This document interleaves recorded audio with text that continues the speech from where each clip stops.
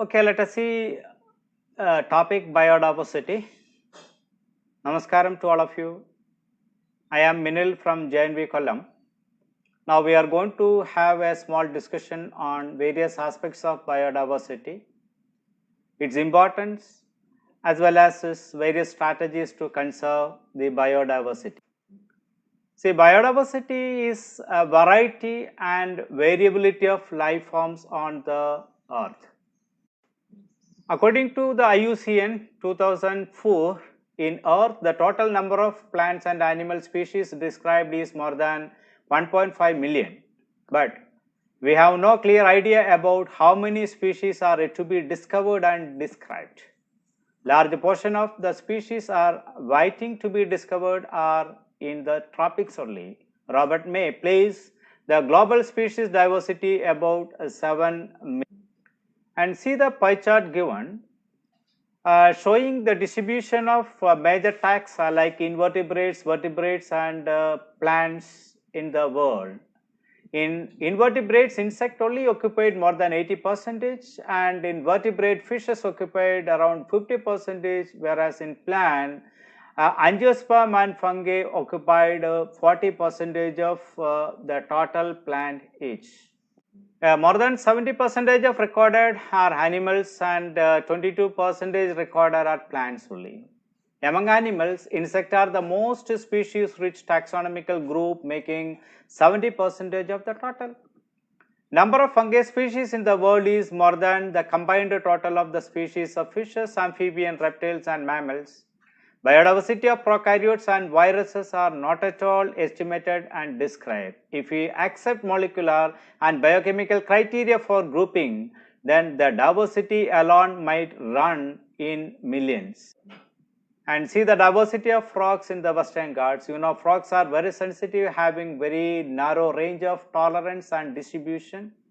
And Western Ghats can also a very suitable environment for such a sensitive animals. Around more than 2/5 of frogs are identified so far in the because can provide ecosystem and also particular temperature without changing much, and the other factors of physical condition of the ecosystem so that variety surviving and flourish ecosystem provided by Western. See the importance of biodiversity. Biodiversity describes the richness and varieties of life on the earth in the most complex and important features of our planet. Without biodiversity, life would not sustain. Biodiversity boosts ecosystem productivity where each species, no matter how small, all have the important role to play. Greater species diversity ensure natural sustainability for all the life forms. The extinction of one species may cause the extinction of another species of that locality. Biodiversity is more important to the survival and welfare of the human population because it has impact on our health and our ability to feed ourselves through agriculture. And from this diagram we will get detailed details of what the importance of biodiversity, how it is related to the human being, climate, as well as what various type of biogeochemical cycle, the life of human being in that particular area, or climatic condition or physical nature of the environment of that particular area, and biogeochemical cycle like oxygen cycle, nitrogen cycle, carbon cycle, hydrogen cycle, everything also controlled by the biodiversity of that particular place. And let us see the importance of biodiversity. Once again, it clean air and climatic regulation through carbon sequestration and gas exchange. It can clean water through filtration. It enrich the soil fertility through decomposing and cycling the organic matter. Soil detoxification and maintenance of soil structure through filtration and root stability. Plant growth control through the symbiotic relationship between insect and companion plants. And food source for the native animals also provided by. Okay, let us see the figure given here. how this biodiversity helping for enhancement of the productivity of that particular area.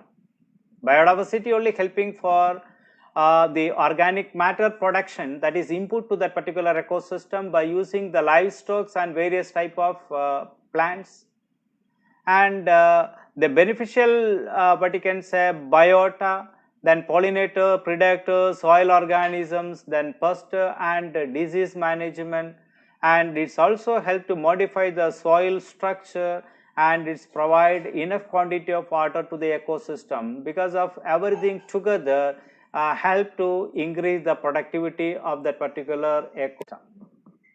Then come to the importance of biodiversity once again. With more plants and trees and animal, the soil becomes stronger, less prone to erosion, drought and flooding. Biodiversity is of great importance in order to maintain stable ecosystem. The destruction of the rainforest causes erosion, loss of very valuable species and change the climate. Biodiversity is not only maintain a functional environment, it is also resource for food, shelter, clothing and other material, as well as balancing a food web. Ecosystem serves human because they provide natural function. For example, the microbes in the ecosystem are very vital in the breakdown of dead plants and animals. And in the recycling of nutrient is also very important, and biodiversity provide actual and potential material and economic benefit of the people. And see the food web given here. We can find varieties of organisms of that particular area, includes plants, animals and microorganisms, and they are all highly related in terms of food as well as energy transfer. Some are producers like plants, and some are primary consumers, secondary consumer, tertiary consumer or quaternary consumers.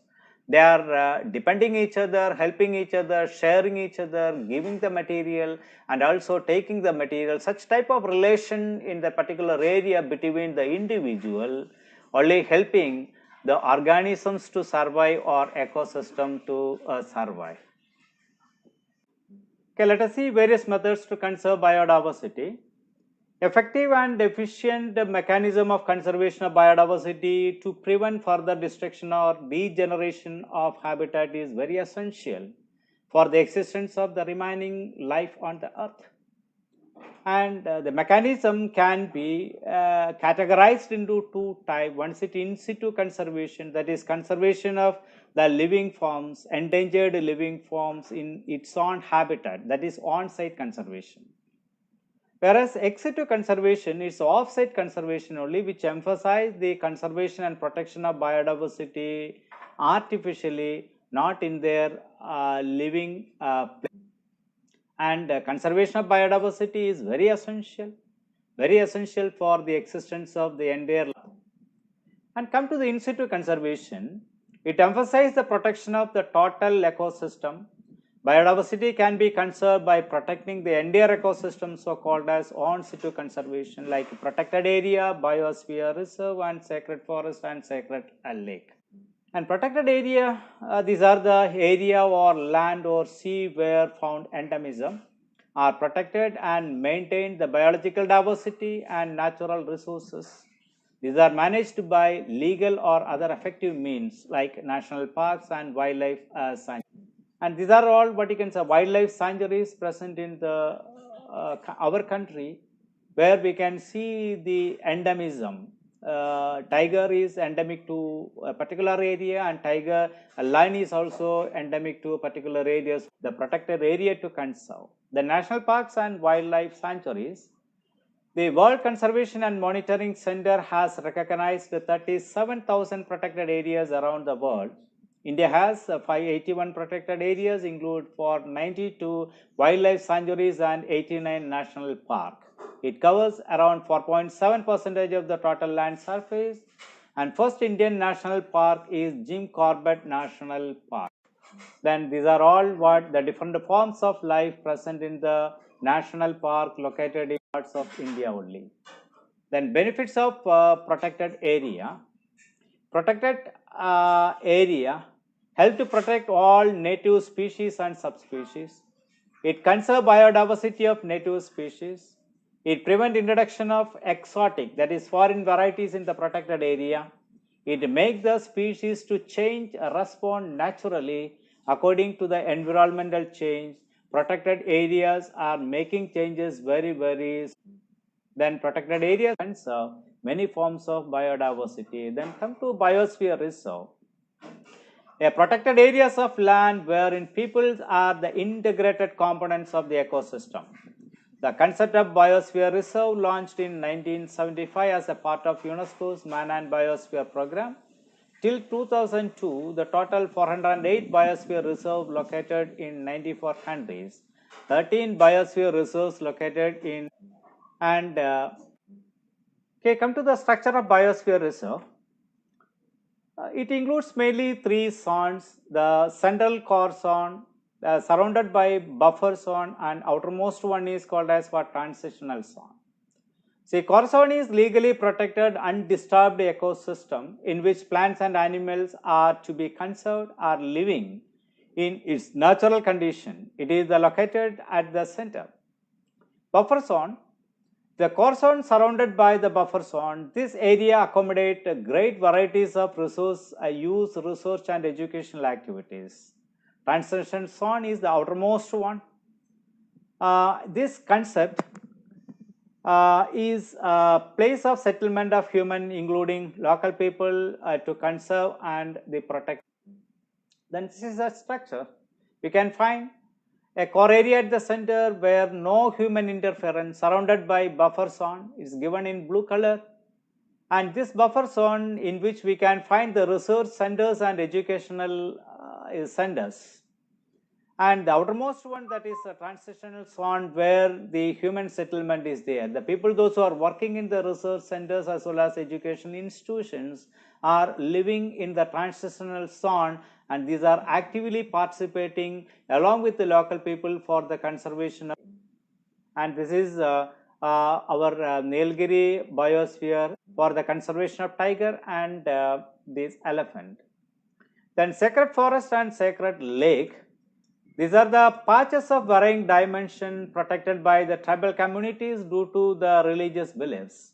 Sacred forests are the most undisturbed forests, identified with rare, endangered and endemic varieties, common in Kerala, Karnataka, Meghalaya and Maharashtra. Then sacred lake like Kechiapari Lake in Sikkim, where people protect the flora and fauna of this lake due to the religious.